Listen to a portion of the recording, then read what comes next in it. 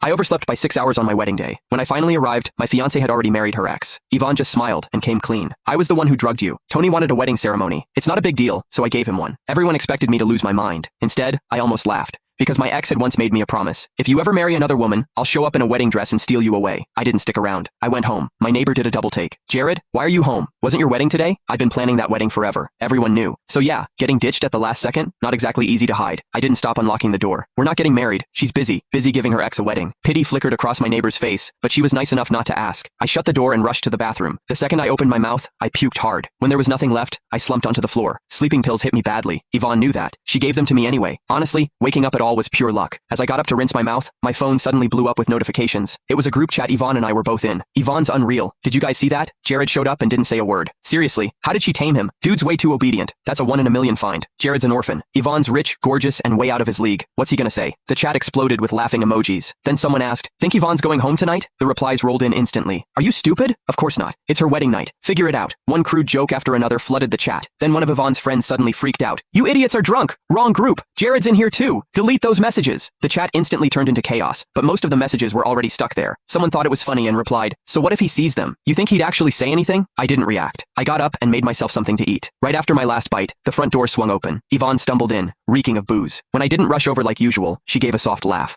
Then she came up behind me and wrapped her arms around me. It was just a wedding. It's not that serious. Just public humiliation in front of everyone. Right. I stood up with my plate and stepped out of her arms, heading for the kitchen. Yvonne followed. Something cold brushed my wrist. I looked down. A men's bracelet. Sissy as hell. One of Tony's favorites. Thanks. I said it while washing the dishes. Yvonne relaxed and leaned in. I stepped aside and put the plate away. Then I smiled. You forgot. I'm allergic to alcohol. Yvonne frowned, watching me like she had something to say. Then her phone rang. Tony. Her face lit up instantly. She answered and headed for the study. Click. The door locked behind her. I dried my hands, and my phone rang too. Monday morning, let's get the marriage license. I replied, okay. Then I went to the bedroom to pack. In the closet, I found a shirt that wasn't mine. Wrinkled, crumpled, like someone had shoved it in there fast. A closer look showed dried stains on the fabric. The door creaked. Yvonne walked in. The second she saw my red eyes, she knew. She calmly took the shirt from me. Maybe Ava or one of the girls left it here when they brought their boyfriends over. I lowered my head, hands shaking. Not from sadness, from disgust. Yvonne clearly got the wrong idea. She lifted a hand and brushed my cheek, almost compulsively. Jared, know what I like most about you? Before I could answer, she answered herself. Obedient. I'd heard that word more times than I could count. Obedient, reasonable, well-behaved, like a cat, like a dog, anything but a person. Tony's in the past. I gave him the wedding as a way to make it up to him. Don't overthink it. She patted my head like I was a pet, just like back then. Because of one casual decision from her, I was brought to the city for school. Then Tony played victim, and I was shoved right back into a corner, left for those rich kids to laugh at, like it was nothing, like I was something they could toss around whenever they felt like it. Get some rest if you're tired. Tony wants to buy a car, so I'm going with him. Maybe I was just tired of always being the one who lost. Or maybe it was the resentment I'd buried for years. I grabbed her wrist. Can you stay? Just once.